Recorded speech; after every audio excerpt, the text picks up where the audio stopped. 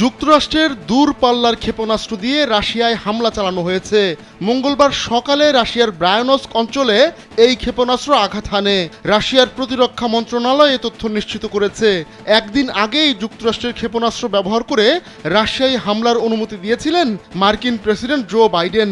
এরপরই army tactical missile system দিয়ে হামলা চালায় ইউক্রেন।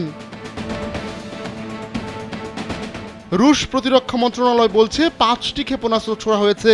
এর মধ্যে একটি ক্ষেপণাস্ত্রের কারণে ওই অঞ্চলে থাকা একটি সামরিক স্থাপনায় আগুন ধরে যায়। সোমবার মস্কো জানিয়েছিল এ ধরনের যে কোনো হামলার যথাযথ জবাব দেওয়া হবে।